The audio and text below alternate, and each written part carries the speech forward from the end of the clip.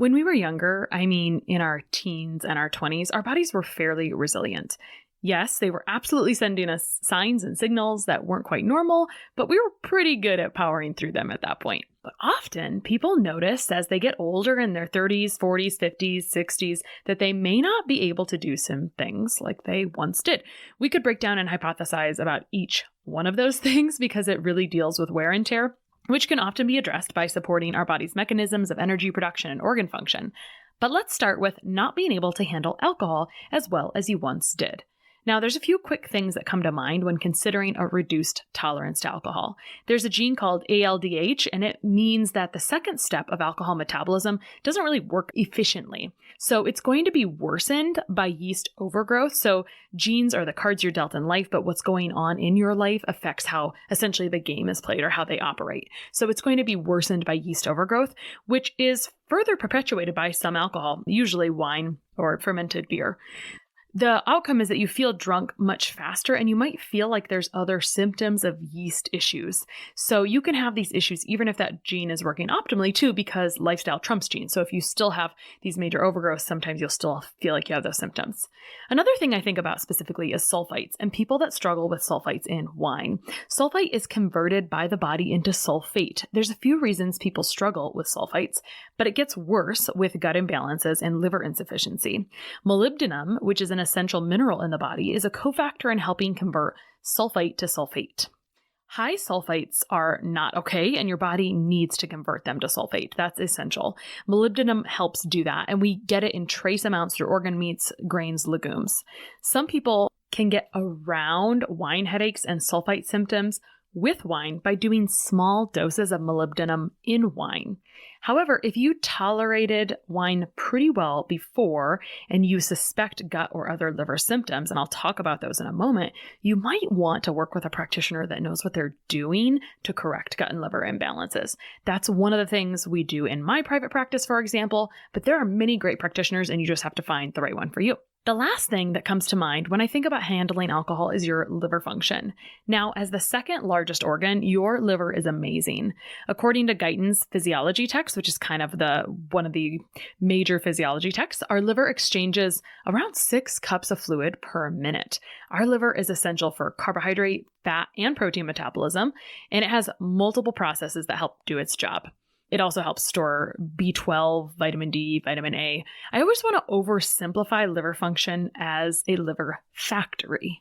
There's 3 essential phases. In phase 1, you're breaking down boxes. In phase 2, you're loading them or conjugating them onto a truck. And in phase 3, you're taking out the garbage.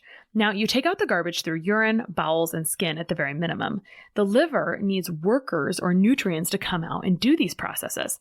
There are several biochemical reactions alone in phase 2 detoxification that include glucuronidation, sulfation, which we just talked about, and glutathione and amino acid conjugation. So what other stealth symptoms, that's what you really care about, show up when your liver isn't really functioning at its optimum or its fullest potential with all of its processes that it needs to do?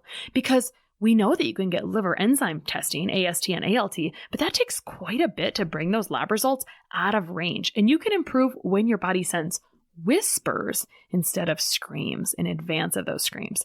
For a lot of people with subpar functioning liver, some of those stealth symptoms do feel like the body screaming and yet can't always be backed up with lab testing, unfortunately. We just don't seem to have like really amazing testing that tells us when things are just sort of out of range. Now, keep in mind that even blood sugar that trends up or cholesterol trending up can be a sign that the liver doesn't operate at full speed. And sometimes this is related to a host of genetics, but also complicated by life. So remember, genetics are the cards you're dealt.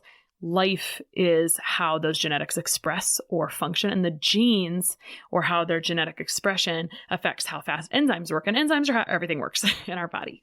So let's talk about those stealth symptoms. Back to those. So this is not a comprehensive list, but these are common ones I see in practice. Skin breakouts of all types. Liver is one piece of the puzzle because the skin is one of the safe ways our body eliminates waste. Weight gain and water retention. If you're feeling bloated and puffy, there is major lymph or fluid flow from the liver, with the liver being key and also in fat metabolism and other macronutrient metabolism. Sometimes weight and water retention can be a problem. Since we're talking about poor elimination, not having a bowel movement daily is definitely an issue.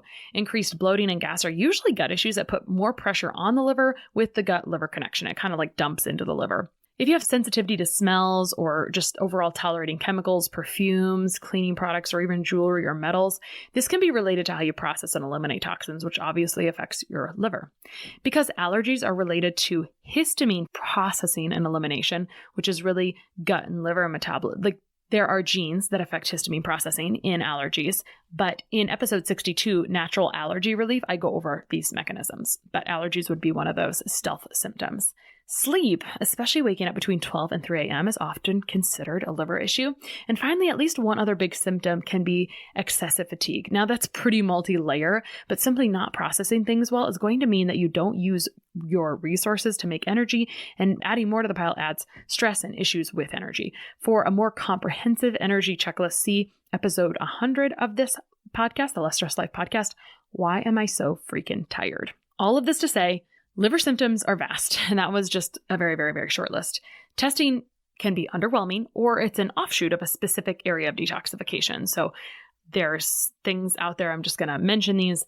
There's stuff out there about heavy metals and mycotoxins and other things. And my point is if you have any of these large things that are adding stress on the body or even gut things, it's going to add more stress to the liver. And some of us aren't going to clear that out very quickly. I don't have the best genetics for liver health, which means I've been a victim of just about all of these symptoms as I have traversed my own health journey, especially when it hit its most recent low in 2016.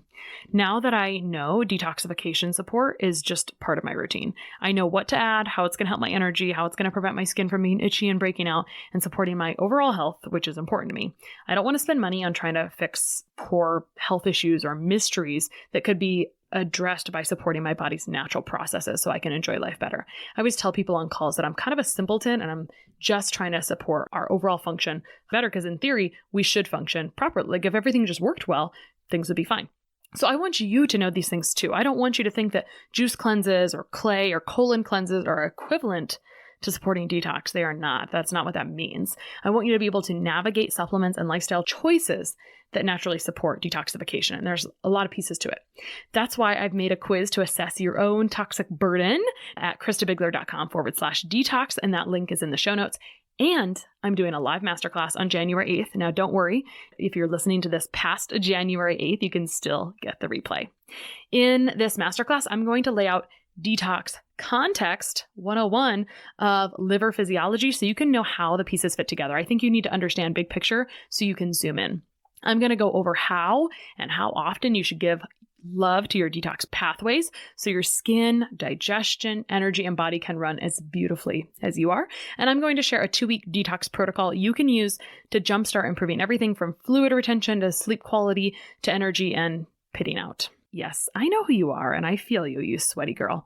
And even if you don't sweat, that's like worse than sweating all the time. So anyway, we can talk about that in class. So you can get the detox quiz, which will take you to the masterclass live for January 8th or the replay if it's after January 8th by taking the detox quiz at christabiegler.com/detox or skip straight to the class in the show notes. And we'll definitely make time for your specific questions in our live masterclass, or you can submit them in advance. And I can't wait to see you there. Do you need to detox? January is really a time where the word detox gets thrown around and people spew all kinds of craziness on both sides of the fence. But here's the thing.